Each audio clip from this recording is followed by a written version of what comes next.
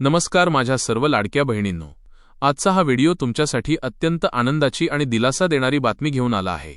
महाराष्ट्र सरकारकडून लाडकी बहीण योजनेचा 17वा आणि 18वा हप्ता एकत्र देण्याबाबत मोठी अपडेट समोर आली आहे।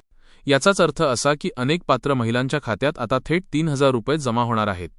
हा व्हिडिओ शेवटपर्यंत नक्की पहा, कारण यामध्ये मी तुम्हाला सविस्तर सांगणार आहे की हे 3000 रुपये नेमके कोणाला मिळणार, कोणाचे पैसे अडकू शकतात आणि पैसे आले नाहीत तर काय करायचे।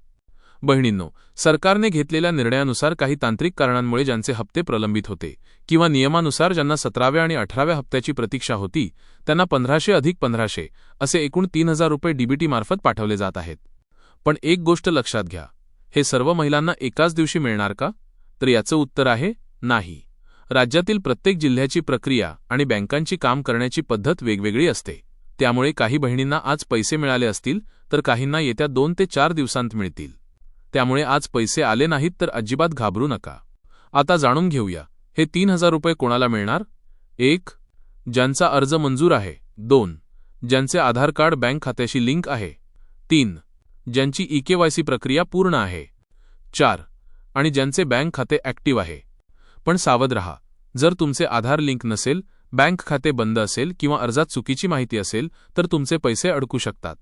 त्यामुळे एकदा आपले स्टेटस नक्की तपासा। जर तुमच्या खात्यात अजूनही पैसे आले नसतील तर काही सोप्या गोष्टी करा।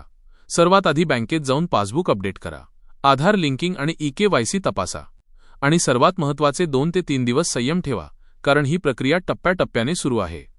सोशल मीडियावरील चुकीच्या अफवांवर विश्वास ठेवू नका। सरकार अधिकृतपणे पैसे वितरित करत आहे, त्यामुळे तुमची कागदपत्रे योग्य असतील तर तुमचे पैसे नक्कीच मिळतील। बहिणींनो, ही माहिती तुम्हाला उपयुक्त वाटली असेल तर व्हिडिओला आत्ताच लाईक करा आणि तुमच्या इतर मैत्रिणींना किंवा नातेवाईक महिलांना हा व्हिडिओ शेअर करायला विसरू नका। अशाच खऱ्या आणि महत्त्वाच्या अपडेट्ससाठी आपल्या चॅनलला सबस्क्राईब नक्की करा। धन्यवाद। पुन्हा भेटूया अशाच एका नवीन अपडेटसह।